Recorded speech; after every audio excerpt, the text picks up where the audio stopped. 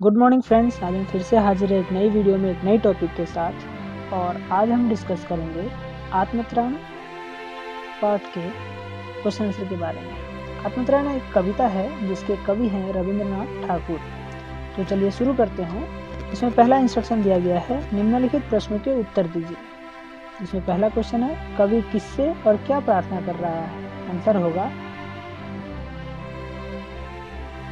कवि ईश्वर से प्रार्थना कर रहा है कि उसे जीवन में विपदा तो दे, साथ ही इतनी शक्ति भी दे ताकि वह उन मुसीबतों का डटकर सामना कर सके और उन पर विजय प्राप्त कर सके। अगला क्वेश्चन है, विपदाओं से मुझे बचाओ, यह मेरी प्रार्थना नहीं। कवि इस पंक्ति के द्वारा क्या कहना चाहता है? आंसर होगा, इस पंक्ति द्वारा कवि यह कहना चाहते हैं कि वे यह नहीं चाहते कि उनके जीवन में कोई विपत्ति न आए, बल्कि वे तो यह चाहते हैं कि विपत्ति तो आए लेकिन ईश्वर उनको इतनी शक्ति दे कि वे उन विपत्तियों का डटकर सामना कर सके और उन पर विजय पा सके। अगला क्वेश्चन है, कवि सहायक के न मिलने पर क्या प्रार्थना करता है?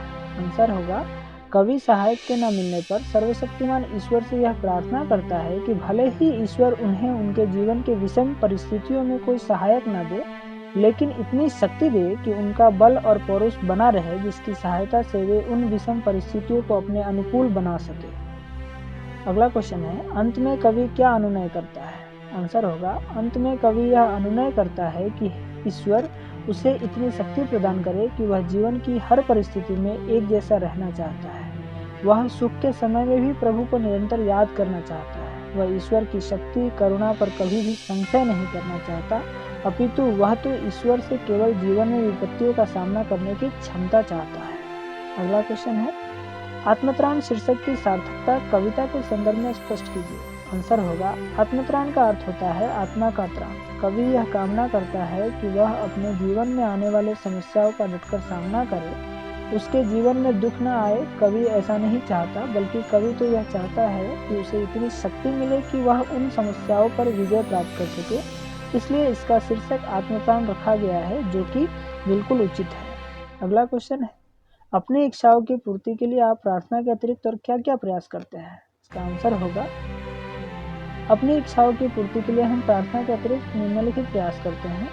नंबर 1, हम जीवन में सफलता प्राप्ति हेतु कठिन परिश्रम तथा लगन से काम करते हैं। नंबर 2, हम जीवन में आने वाले संघर्षों रुकावटों का क्षमतानुसार सामना करते हैं। नंबर 3, अपनी बौद्धिक और शारीरिक शक्ति के बल पर जीवन को नई दिशा देने का प्रयास करते हैं। अगला क्वेश्चन है, क्या कवि की यह प्रार्थना आपको अन्य प्रार्थना गीतों से अलग लगती है? यदि हाँ, तो कैसे?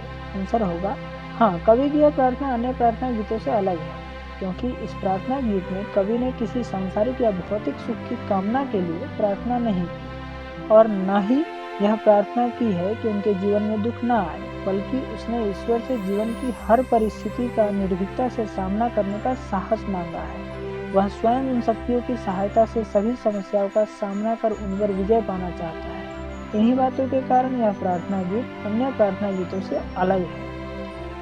आगे जो क्वेश्चन है उसके लिए जो इंस्ट्रक्शन है वह है, निम्नलिखित का भाव स्पष्ट कीजिए। जिसमें पहला क्वेश्चन है, नत शिर होकर सुख के दिन में तव मुख पहचानो छिन छिन में। आंसर होगा, इन पंक्तियों का भाव यह है कि कवि सुख के समय भी परमात्मा को हर पल श्रद्धा भाव से याद करना चाहता है, अर्थात कवि दुख सुख दोनों में ही समान भाव से प्रभु को याद करते रहना चाहता है तथा उनकी कृपा को प्राप्त करना चाहता है। अगला क्वेश्चन है, हानि उठानी पड़े जगत में लाभ अगर वंचना रही, तो भी मन में न माने शय।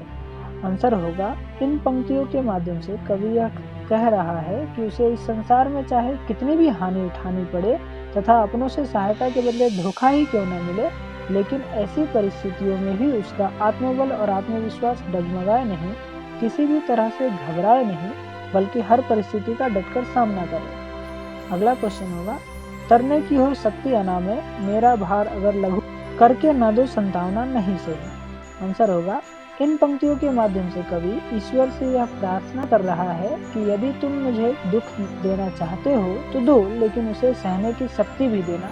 वह यह बिल्कुल नहीं चाहता कि ईश्वर उसे कोई दुख ही न दे या उसके दुख के भार को कम कर दे। वह ईश्वर से अपने दुखों को हरने की कामना नहीं करता, बल्कि उन दुखों का सामना करने की शक्ति उसे मिले, वह इसकी कामना करता है। तो ये थे इस पाठ के सारे क्वेश्चन आंसर। आशा करते हैं कि आपको सब कुछ समझ में आ गया होगा। अगर अब भी आपको कोई दिक्कत हो, किसी भी आंसर को लेके कोई दिक्कत हो, तो आप नीचे कमेंट बॉक्स में लिखिए, हम आपके सवालों का जवाब ज़रूर देंगे। तो आज के लिए इतना ही, मिलते हैं एक नई वीडियो में एक नए टॉपिक के साथ। तब तक के लिए धन्यवाद।